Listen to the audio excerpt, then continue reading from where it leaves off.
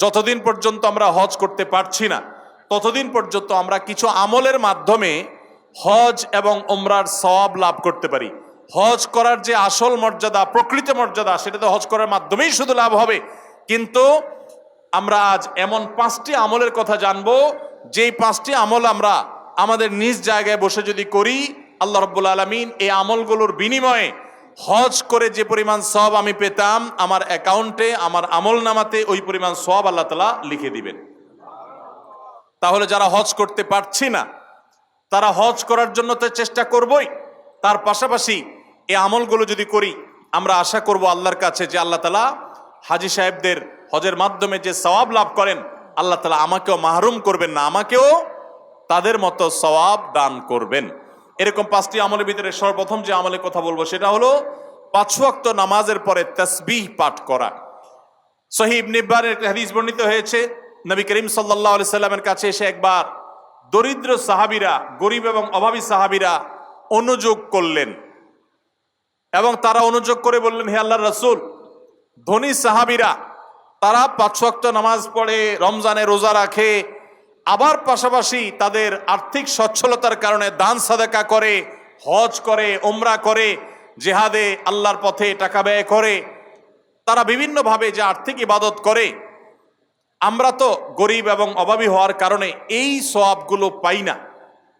তাহলে আমরা তো পিছিয়ে পড়তেছি, আমরা কিভাবে তাদেরকে ধরতে পারি? সাহাবীদের কম্পিটিশন ছিল আমলের কম্পিটিশন। তারা আমাদের মতো দুনিয়াদারিতার কম্পিটিশন করতেন না, তাদের প্রতিযোগিতা ছিল কে কত বেশি নেকামল করে জান্নাতের দিকে অগ্রসর হবে। তো সাহাবীদের এই কথা শুনে প্রিয় নবী সাল্লাল্লাহু আলাইহি সাল্লাম তাদেরকে এই আমলটা শিক্ষা দিয়েছেন এবং বলেছেন, যে ব্যক্তি 5 ওয়াক্ত নামাজের পর 33 বার সুবহানাল্লাহ, 33 বার আলহামদুলিল্লাহ এবং 33 বার আল্লাহু আকবার পড়বে, আল্লাহ রাব্বুল আলামিন ওই ব্যক্তিকে, হজকারী ব্যক্তিরা হজ করে যে সওয়াব লাভ করেন, আল্লাহ তাআলা এই ব্যক্তিকে সেরকম সওয়াব দান করবেন।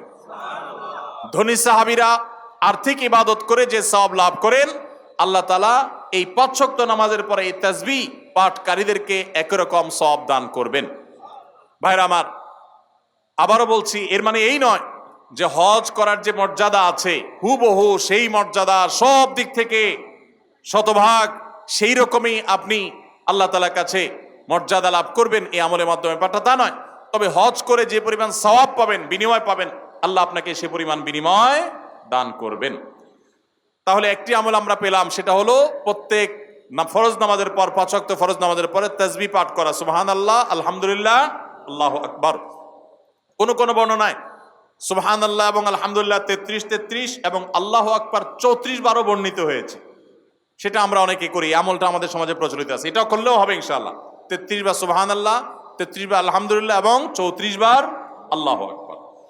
দ্বিতীয় আমল, যে আমল আমাদেরকে হজের সওয়াব এনে দিবে ইনশাআল্লাহ, উমরার সওয়াব এনে দিবে, সেটি হলো সকালে ফজরের নামাজ জামাতের সাথে পড়ার পর যদি কেউ বসে বসে আল্লাহর জিকিরে মাশগুল থাকে, ফজরের নামাজ জামাতের সাথে পড়লেন, মা বোনরা আপন জায়গায় পড়লেন, পড়ার পর জিকির আজকার করলেন বসে বসে, এরপর সূর্য উদয় হলো, সূর্য উদয়ের 15-20 মিনিট পর, নিষিদ্ধ সময় পার হওয়ার পর যে ব্যক্তি দাঁড়িয়ে 2 রাকাত নামাজ পড়বে, এশরাকের নামাজ, আল্লাহ রাব্বুল আলামিন ওই ব্যক্তিকে একটি পূর্ণাঙ্গ হজ এবং উমরার সওয়াব দান করবেন। তাহলে সকালে এশরাকের নামাজ পড়ার মাধ্যমে হজের সওয়াব লাভ করা, এটা তো আমরা চেষ্টা করতে পারি, কি বলেন? আল্লাহ তাআলা আমাদেরকে তৌফিক দান করুন। 3 নম্বর যে আমলের মাধ্যমে আমরা হজের সওয়াব পেতে পারি, সেটা হলো দ্বীনি জ্ঞান অর্জন করার জন্য বা দ্বীন শেখাবার উদ্দেশ্যে যদি কেউ মসজিদে যায়, দুনিয়াবি উদ্দেশ্যে না, টাকার উদ্দেশ্যে না, আল্লাহর সন্তুষ্টি লাভের জন্য মসজিদে গেছে, উদ্দেশ্য মানুষকে দ্বীন শিখাবে, কোরআন শিখাবে, অথবা কোরআন নিজে শিখবে, এই কোরআনের জ্ঞান, হাদিসের জ্ঞান, ইসলামের জ্ঞান অর্জন করার জন্য যদি কেউ মসজিদে যায়, এই যাওয়ার কারণে আল্লাহ রাব্বুল আলামিন তাকে এহরামকারী, হজ আদায়কারী ব্যক্তির সমপরিমাণ সওয়াব দান করবেন। তাহলে 3টা আমল পেলাম। 3 নম্বর আমল হলো যে যদি কেউ মসজিদে জ্ঞান অর্জন করার জন্য যায়, কোরআন হাদিসের ইলম অর্জন করার জন্য যায়। তাবরানী শরীফে এই সম্পর্কে হাদিসে বর্ণিত হয়েছে, নবী সাল্লাল্লাহু আলাইহি ওয়াসাল্লাম বলেছেন, মান গাদা ইলাল মসজিদি লা ইউরিদু ইল্লা আন ইয়াতাআল্লামাহু খায়রা ইল্লা আন ইয়াতাআল্লামা খায়রান আও ইউআল্লিমাহু। কোন ব্যক্তি যদি মসজিদে যায় কোরআন হাদিসের কোন জ্ঞান অর্জন করবার জন্য বা জ্ঞান দেওয়ার জন্য, শিক্ষকতা করবার জন্য, কানা লাহু কাআজরি হাজ্জিন তাম্মান হাজ্জাতুহু, তাহলে আল্লাহ তাআলা তাকে এমন একটা হজের সওয়াব দিবেন যে হজটা পরিপূর্ণ হজ। সুবহানাল্লাহ, অপূর্ণ না, পরিপূর্ণ হজের সওয়াব দান করবেন। তাহলে মসজিদে শুধুমাত্র বাচ্চারা মক্তবে যায় এটাই যথেষ্ট নয়। মসজিদে ওলামায়ে কেরাম, ইমাম সাহেবগণ বিভিন্ন বয়সের মানুষের জন্য বিভিন্ন ধরনের দিন শিক্ষামূলক আয়োজন রাখবেন, আমরা সেগুলোতে শামিল হওয়ার জন্য যাব, এর মাধ্যমে হজের সওয়াব পাওয়া যাবে ইনশাআল্লাহ। 4 নম্বর, মসজিদে কেউ 5 ওয়াক্ত নামাজের জন্য যখন বের হবে, 5 ওয়াক্ত নামাজ পড়ার জন্য বের হলে, আল্লাহকে সন্তুষ্ট করার জন্য 5 ওয়াক্ত নামাজের উদ্দেশ্যে মসজিদে বের হওয়াটাও মানুষকে হজের সওয়াব এনে দেয়। এই সম্পর্কে নবী সাল্লাল্লাহু আলাইহি ওয়াসাল্লামের হাদিস বর্ণিত হয়েছে যে এই ব্যক্তিকে আল্লাহ রাব্বুল আলামিন আজরুহু কাজরিল হাজ্জিল মুহরিম, ইহরাম পরিহিত হজ আদায়কারী হাজী সাহেবের মতো বিনিময় আল্লাহ তাআলা মসজিদে নামাজের উদ্দেশ্যে, ফরজ নামাজের উদ্দেশ্যে যারা যায় তাদেরকে দান করেন। মা বোনরা একই সওয়াব লাভ করতে পারেন তারা বাসায় নামাজ পড়েও যদি তারা তাদের বাসার মাহরাম পুরুষদেরকে, তাদের প্রাপ্তবয়স্ক পুরুষদেরকে, ছেলেকে, স্বামীকে, ভাইকে, বাবাকে যদি মসজিদে তারা পাঠান, একই সওয়াব তারাও লাভ করতে পারেন। আল্লাহ তাআলা আমাদের সবাইকে আমলটাও করার তৌফিক দান করুন। 5 নম্বর আমল হলো মা বাবার সেবা এবং খেদমত করা।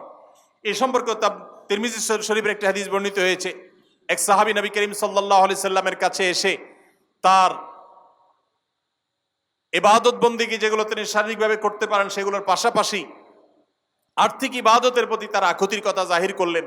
নবী করিম সাল্লাল্লাহু আলাইহি সাল্লাম সাহাবীকে পরামর্শ দিয়েছেন, তোমার মা বাবা, তুমি যদি তাদের সেবা করো, তাদের খেদমত করো, তাদের শুশ্রূষা করো, তাদের প্রতি ইহসান করো, তাদের যে কোনোভাবে তাদের কল্যাণ সাধন করার চেষ্টা করো এবং তাদের সেবায় নিজেকে নিয়োজিত রাখো, আল্লাহ রাব্বুল আলামিন তোমাকে হজ আদায়কারী ব্যক্তির মতো সওয়াব দান করবেন। তাহলে ভাইরা, আমরা দেখলাম 5 ওয়াক্ত নামাজের পর 33 বার সুবহানাল্লাহ, 33 বার আলহামদুলিল্লাহ এবং 33 অথবা 34 বার আল্লাহু আকবার যে কোনটা করলেই হবে। এই আমলের মাধ্যমে আমরা হজের সওয়াব পাবো ইনশাআল্লাহ।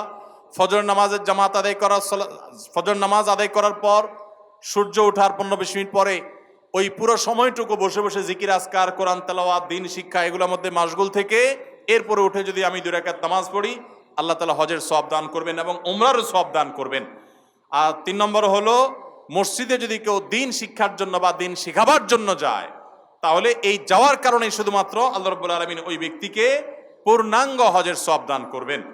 4 নম্বর হলো যে ব্যক্তি 5 ওয়াক্ত নামাজে মসজিদে হাজির হওয়ার জন্য 5 ওয়াক্ত নামাজে বের হয়, মসজিদের দিকে যায়, আল্লাহ তাআলা তাকে ইহরামকারী, সাদা কাপড়ে ইহরাম পরে লব্বাইক রত হাজী হজ করে যে সওয়াব পায়, আল্লাহ তাআলা ওই মসজিদে গমনকারী ব্যক্তিকে সেই সওয়াব দান করেন।